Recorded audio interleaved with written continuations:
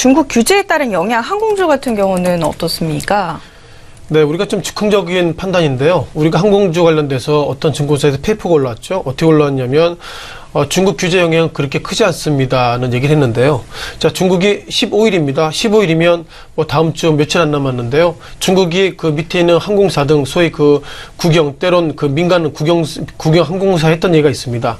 3월 15일부터 한국에 단체 관광 그리고 개인 관광 라이선스 그 항공 티켓팅을 하지 말라고 규정을 해놨고요.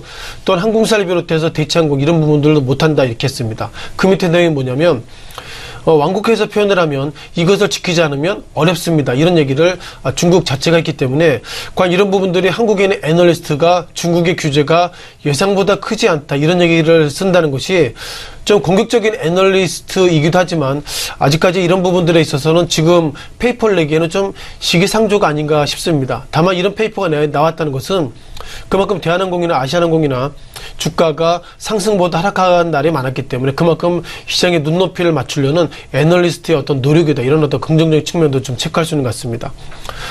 또한 한국투자증권도 페이퍼가 나왔습니다. 롯데제가죠. 기본적인 내용이 이겁니다. 사드 이슈로 부정적이지만 합리적으로 접근할 필요가 있다는 관점이고요.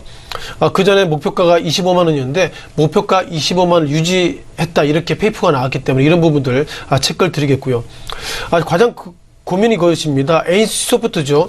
에이소프트가 3월 2일부터 이제 한국에서 중국으로 들어오는 신작 게임의 라이선스를 이제는 허가내지 않는다 이런 평가를 가지고 있는데 그 당시에 그 코멘트 이후에 에이소프트가 즉 3월 7일이죠. 3월 7일 이때는 약 1% 정도 하락을 좀 보여 있고요. 자, 그 이후에 증권사가 이번에 중국의 규제가 예상보다 크지 않습니다라고 평가를 가지고 있는데 아마 중국이 이제 한국의 게임 업종들의 게임의 종목들의 특징이 주가 상승할 때 어떤 일이 있었죠? 신작 발표 기대감 때문에 주가가 상승했는데 과연 이제 중국을 상대로 한국의 매출 비중이 게임 업종도 중국의 매출 비중이 상당히 많습니다. 30% 넘는데 이렇게 신작 발표를 앞으로는 중국이 하지 않겠다 이런 관점이 있음에도 불구하고 중국 관련 규제가 예상보다 약합니다. 이렇게 에이소프트 페이퍼를 나왔다는 것은 좀 조심스러운 것 같습니다. 다만 최근 들어서 중국의 스탠스가 바뀌었죠.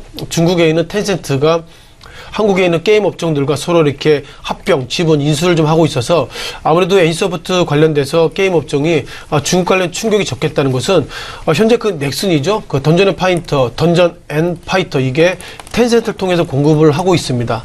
따라서 게임 업종에 대해 긍정적인 코멘트를 하게 된다면 아무리 그 신작 발표를 중국이 막는다 하더라도 텐센트나 이렇게 자국의 어떤 게임과 관련되는 게임 산업은 그렇게 다른 업종 그 롯데마트나 소위 내수제와 다르게 그렇게 좀 엄격하게 규제를 안 할 것이라는 평가가 있어서 좀 빨간불이 있지만 기본적으로 중국의 규제가 얼마만큼 갈지 그리고 어느 정도 갈지는 예단할 수 없기 때문에 이런 부분들 그렇게 긍정적으로 접근하기는 저 개인적으로 상당히 좀 위험하다고 말씀을 좀 하겠습니다.